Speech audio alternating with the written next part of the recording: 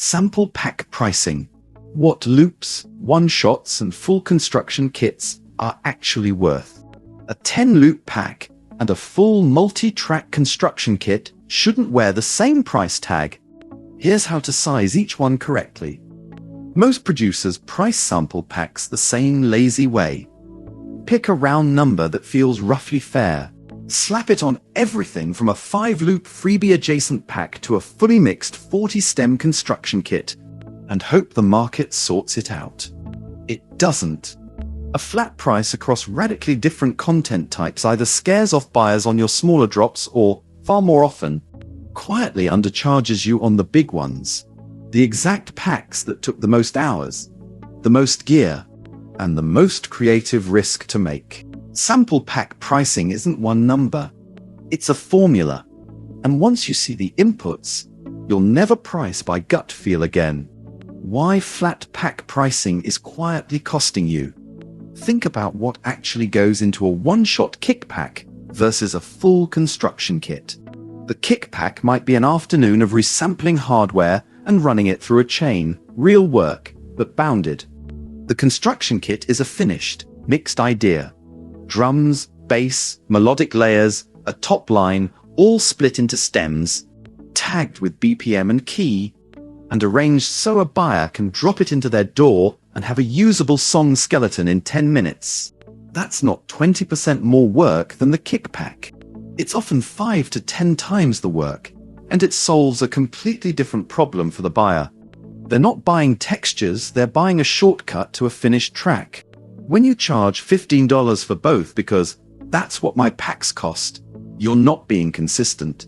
You're systematically underpricing your best work and overpricing your quickest work relative to what each actually delivers. Buyers feel this too, even if they can't articulate it.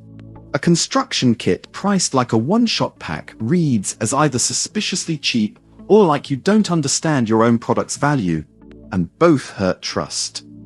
The 4 content tiers, and what each is worth. Here's a granular framework built around what buyers are actually purchasing, not just file count. Treat these as starting anchors.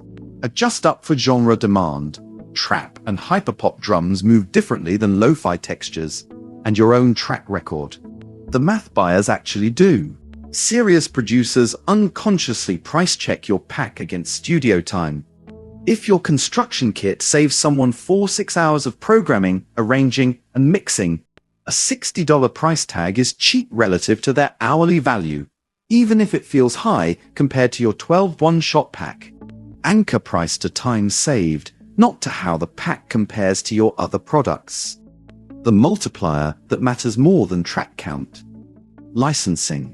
2 identical 20-loop packs can fairly sell for wildly different prices depending on one variable most producers underuse: exclusivity.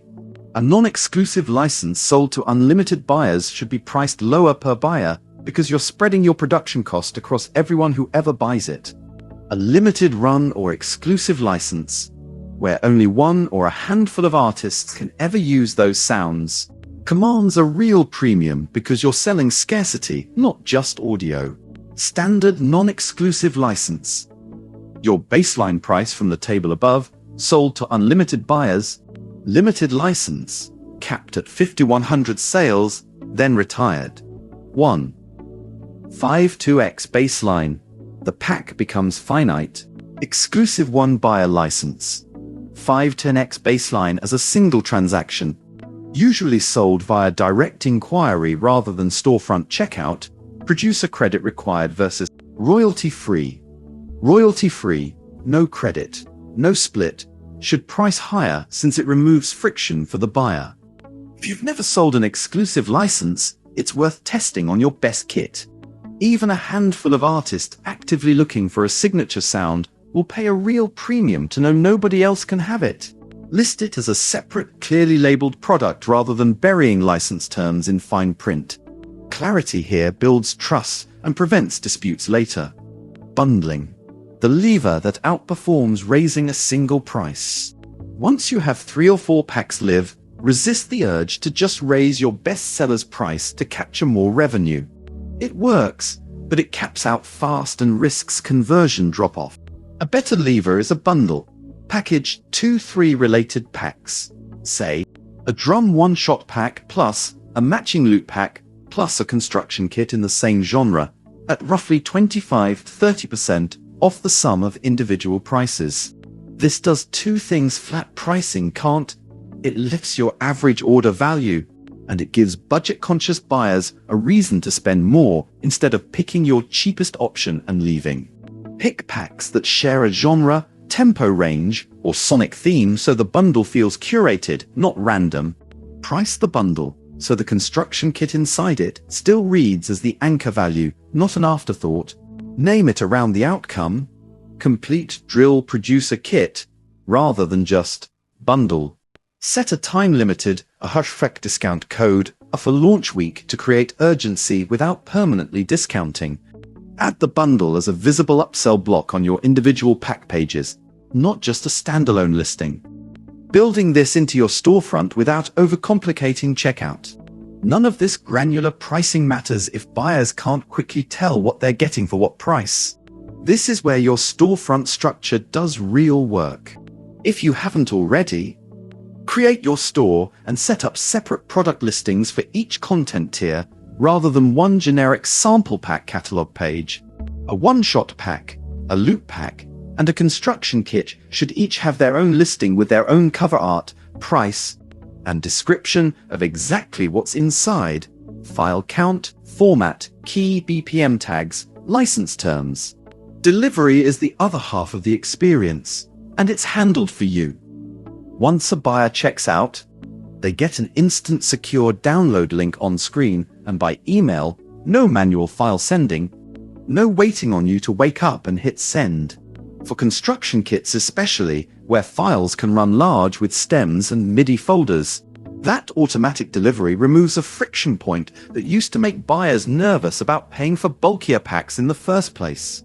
For a sense of how a well-structured storefront with mixed product tiers actually looks live. A live example store shows the kind of clean, tiered layout worth borrowing, different price points, clear descriptions, no clutter forcing buyers to guess what they're clicking into. Price the outcome you're handing someone, not the folder size you're handing them. Common pricing questions from pack sellers. The takeaway. Price the tier, not the folder. Every pack you sell answers a different question for a different buyer. One-shot's answer, give me raw material. Loop's answer, save me arrangement time. Construction kit's answer, give me a nearly finished song. Price each answer on its own terms, and your catalog stops looking like a random price list and starts looking like a menu buyers can navigate by budget and need, which is exactly what turns a browser into a repeat customer. Check more guides on the blog for pricing frameworks across other digital product types. And if you're still running sales through DMs and file sharing links, it's worth the 20 minutes to set this up properly. Key takeaways.